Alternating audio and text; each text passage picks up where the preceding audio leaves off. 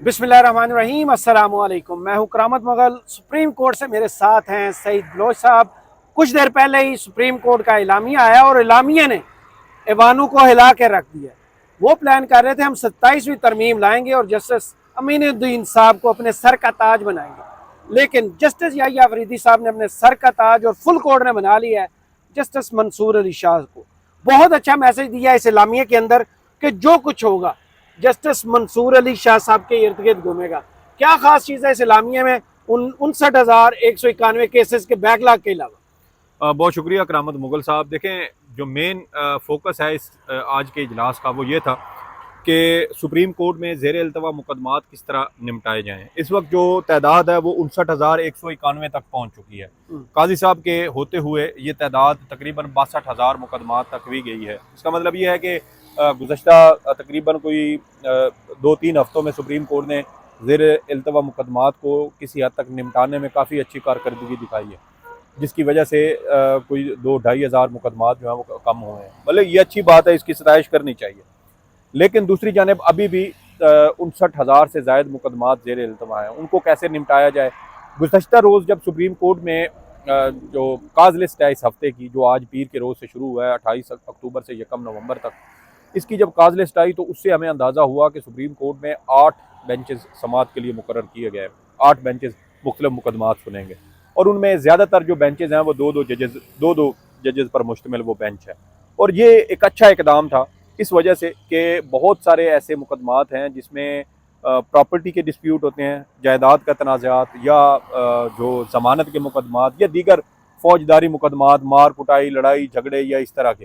तो ऐसे मुकदमात 2 रुकनी बेंच बआसानी सुन सकता है और उसके फैसले भी कर सकता है। तो सुप्रीम कोर्ट के जहां 19 जजेस हैं इसमें इस वक्त, उनमें से अगर आप 2 बेंचेस 3-3 जजेस के बना लें और उसके बाद दीगर जो जजेस हैं, या 3 बेंचेस 3-3 जजेस के बना लें और उसके बाद 5 बेंचेस जो है वो आप 2-2 जजेस पर मुश्तमिल बनाएं, तो इस तरह आपके 8 बेंचेस बन जाते हैं और इस तरह आप ज़्यादा से ज़्यादा मुकदमात समात के लिए मुकर्रर करके उनके फैसले कर सकते हैं। तो ये एक बड़ा अच्छा इकदाम था। लेकिन आज जो फुल कोर्ट हुई तो उससे हमें ये अंदाज़ा हुआ कि ये दर हकीकत जस्टिस मंसूर अली शाह का प्लान है। जस्टिस मंसूर अली शाह के पास बहुत सारे आइडियाज़, बहुत सारे प्लान्स, बहुत सारे ऐसे जो है ना वो ब्राइट किस्म के सॉल्यूशंस मौजूद थे। मौजूदा अदालती निज़ाम की सुकम और खामियों को मद्देनज़र रखते हुए कि कैसे मुकदमात को निपटाना है। पूरी अदलिया में, पूरे मुल्क में 24 लाख के लगभग मुकदमात ज़ेर इल्तवा हैं, वो कैसे निपटाए जाएँ। फिर साथ ही जस्टिस मंसूर अली शाह मसालियती जो एक अप्रोच है हमारे यहाँ, चूँकि रिवाज भी है कि पंचायत बिठा लेना, जिरगा बिठा लेना, पार्टीज़ को बुलाकर मामलात को हल करवाने की कोशिश करना, ये हमारे किसी एक सूबे का नहीं बल्कि पूरे पाकिस्तान का कल्चर है। पूरे पाकिस्तान का कल्चर है। बलूचिस्तान में, केपी में चले जाएँ, कश्मीर में चले जाएँ, पंजाब, सिंध, हर साइड पे आपको ये कल्चर मिलता है। तो ये जो मसालियती अप्रोच है इसके ऊपर भी जस्टिस मंसूर अली शाह काफ़ी अरसे से सुप्रीम कोर्ट के अंदर काम कर रहे थे। बाकायदा एक ADR कमेटी है, आर्बिट्रेरी जो डिस्प्यूट रेजोल्यूशन से मुतल्लिक, तो उसका मकसद यही होता है कि मसालियत करवा के फ्रीकैन में और मामला हल करवाया जाए। उस पर सुप्रीम कोर्ट के जस्टिस मंसूर अली शाह की सरबराही में एक ड्राफ्ट भी बनाया गया और वो ड्राफ्ट फिर सुप्रीम कोर्ट को देना था। और चीफ जस्टिस मंसूर अली शाह जो है, ये आपको जस्टिस मंसूर अली शाह ये पिछले दिनों फेडरल जुडिशल अकेडमी में गए थे, वहाँ इन्होंने एक खिताब किया था और उस खिताब में भी इन्होंने ये कहा था कि 24 लाख मुकदमात को निपटाने का बेहतरीन तरीका ये है कि इसमें से बहुत सारे ऐसे तनाज़ात की छांटी की जाए जो फ्रीकैन के दरमियान तनाज़े की वजह हैं, और वहाँ पर जो मसालियती मराकज़ हैं वहाँ फ्रीकैन को बुलाया जाए, वहाँ उनके मसाइल सुनकर उनका हल किया जाए। तो ये एक बड़ा ज़बरदस्त सलूशन है और इसमें सिर्फ पाकिस्तान नहीं, पूरी दुनिया में मसालियती जो अप्रोच है उसको फॉलो किया जाता है। इवन आप अमेरिका, यूरोप में चले जाएँ तो वहाँ पर एक टर्म यूज़ होती है, out of the court settlement. जी, यहाँ पर भी होती है, यहाँ पर भी जी जी। तो ये जो out of the court settlement होती है, ये क्या होती है? ये वही होती है कि 2 फ्रीकैन अदालत से हट के आपस में मसालियत करके रजामंदी के साथ किसी एक जजों का टाइम बचाए और वकीलों से भी बचाए, अदालत का वक्त भी बर्बाद ना हो और आपस में मिल बैठ के मसला हल कर लें ताकि किसी फरीक का नुकसान भी ना हो। तो ये इस्तेलाह है, मुख्तलिफ इस्तेमाल होती है, लेकिन ये भी आइडिया जस्टिस मंसूर अली शाह साहब का था। तो इसलिए जस्टिस मंसूर अली शाह आज के इजलास में भी ना वो क्या कहते हैं कि फोकस ऑफ द क्या कहते हैं पूरे चौथी लाइन में, 5वीं लाइन में, 7वीं लाइन में जस्टिस मंसूर अली शाह, और उनकी ही ये बनाया हुआ ये प्लान था केस मैनेजमेंट स्टैंडर्ड, जिसका उन्होंने नाम दिया, जिसके तहत सुप्रीम कोर्ट में 2 और 3 जजेस के ज़्यादा से ज़्यादा बेंचेस बनाए जाएंगे ताकि ज़्यादा से ज़्यादा मुकदमात लगाए जाएं और ज़्यादा से ज़्यादा उनके फैसले जो हैं वो जल्द से जल्द किए जा सकें। और अब ये 1 महीने का टाइम फ्रेम सेट किया गया है। अब 2 दिसंबर को सुप्रीम कोर्ट का फिर इंतजामी फुल कोर्ट इजलास होगा पहले और 8 उसमें नवंबर को भी एक काम इजलास है, 8 नवंबर को वहां से भी एक डायरेक्शन वाज़ेह होगी।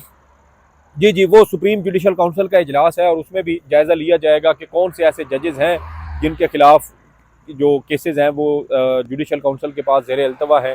क्योंकि काजी साहब के दौर में 100 जजेस के हवाले से एक राय तलब की गई थी और कहा गया था कि 100 जजेस के खिलाफ शिकायत है, जजेस के खिलाफ टोटल 100 शिकायत थी और उन 100 शिकायत के बारे में कहा गया कि आप जायज़ा लें। जजेस को कहा गया कि इसके ऊपर राय दें कि क्या इनके अंदर किस दरख्वास्त में किस में कोई वज़न है, कोई मवाद है, तो फिर उसके बाद आगे कार्रवाई बढ़ाई जाएगी। लेकिन फिर वो इजलास भी नहीं हुआ काउंसिल का, तो शायद उसमें ये सारे मामलात भी देखे जाए।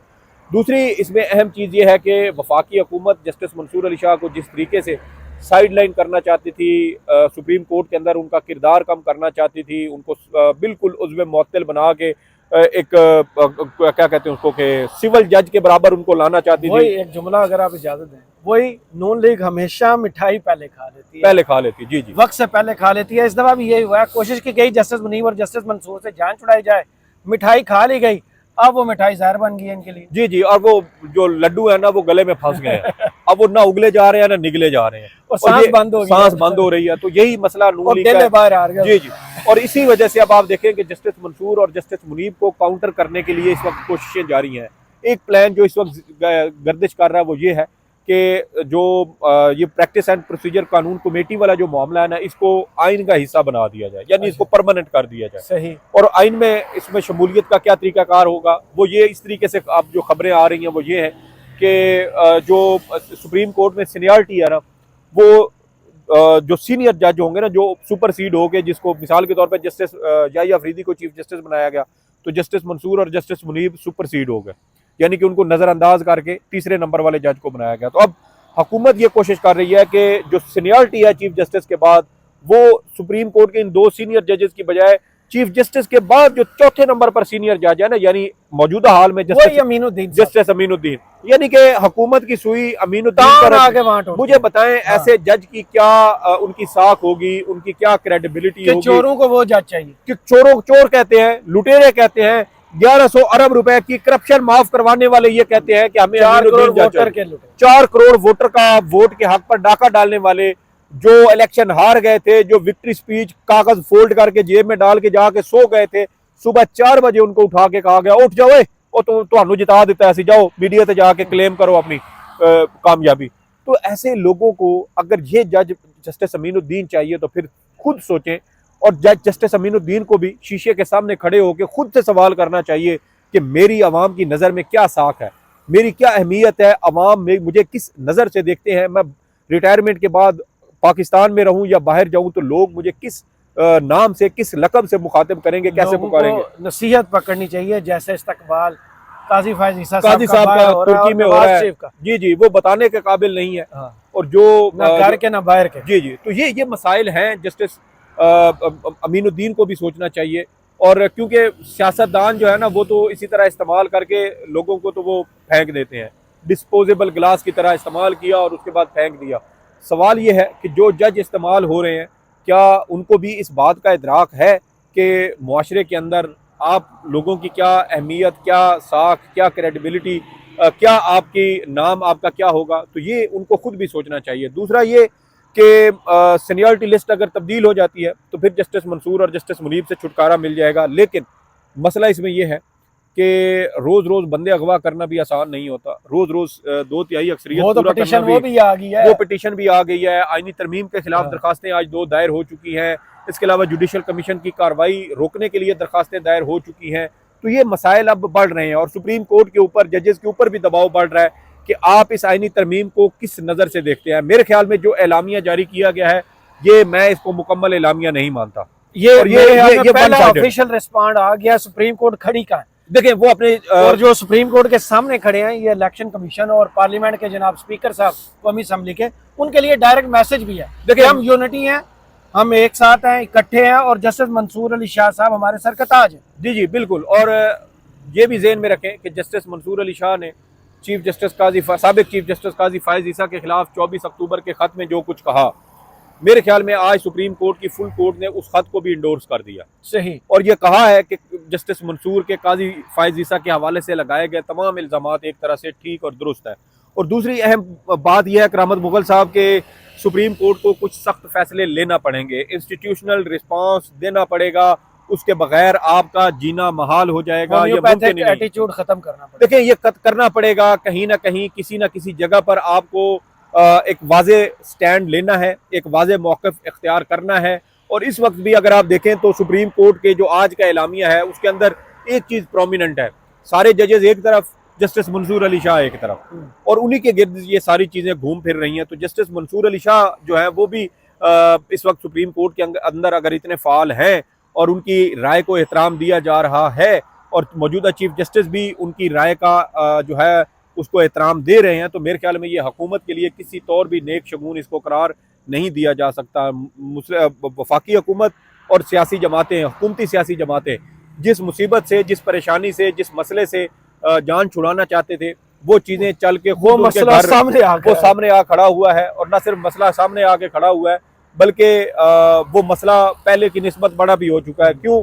क्योंकि अब सुप्रीम कोर्ट के तमाम जजेस भी बज़ाहिर सहूलतकारी भी खत्म हो चुकी, और वो जो नानी का लाड प्यार मिलता था वो खत्म हो चुका। अब आपको सुप्रीम कोर्ट से डंडा भी मिल सकता है, और डंडा जब सर में पड़ेगा, हथौड़े वाला, जी, वो जो ऑर्डर ऑर्डर ऑर्डर करते हैं वो वाला, तो वो अब हुकूमत को भी, इलेक्शन कमीशन को भी सोच समझ के कोई भी इकदाम उठाना चाहिए। मुझे करामत मुगल साहब, मेरी छठी हिस्स ये कह रही है कि ये जो एलामिया आया है, पहली बात तो ये है कि ये सिर्फ आई वाश है कि मीडिया को जो है ना उसका पेट हमने कैसे भरना है खबर का, एक, और अंदर जो कुछ डिस्कस हुआ है वो अभी फुल टाइम बाहर नहीं आया। और मुझे ये भी लग रहा है कि आने वाले दिनों में सुप्रीम कोर्ट से वाकई इंस्टीट्यूशनल रिस्पांस आएगा, इसके बगैर सुप्रीम कोर्ट के पास और कोई चारा नहीं है। जस्टिस मंसूर अली शाह का ख़त, जस्टिस मंसूर अली शाह का चीफ जस्टिस काजी फायज ईसा के हवाले से ये कहना कि सुप्रीम कोर्ट के फैसले पर अमल दरामद अगर नहीं करना तो फिर उसका जवाब कैसे आएगा, मेरे ख्याल में ये कोई मामूली बात नहीं है। सुप्रीम कोर्ट के 8 जज साहबान जिन्होंने मखसूस नशिस्तों का अक्सरियती फैसला दिया, उनके फैसले को ऐसे रद्दी की टोकरी में नहीं फेंका जा सकता।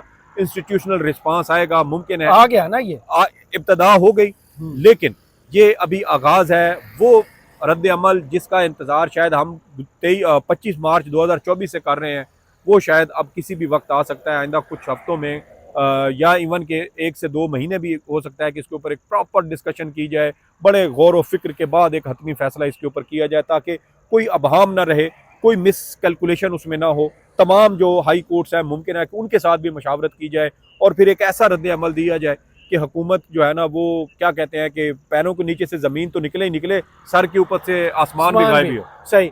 और जो एलामिया की सत्रों में आ गया, जो शख्स जिसका नाम आ गया, वो अब देखना यह है कि सुप्रीम कोर्ट ने तो इत्तफाक का, इत्तेहाद का मैसेज दे दिया है। अब चीफ इलेक्शन कमिश्नर और नेशनल असम्बली के स्पीकर के पास क्या ऑप्शन है, क्योंकि बार बार वो सुप्रीम कोर्ट को चैलेंज कर रहे थे कि सुप्रीम कोर्ट के 12 जुलाई के फैसले पर अमल दरामद नहीं करना। मुझे और सईद बलोच को सुप्रीम कोर्ट से इजाज़त दीजिए और कमेंट्स बॉक्स में ज़रूर बताइएगा ये वीडियो आपको कैसी लगी। अल्लाह हाफ़िज़।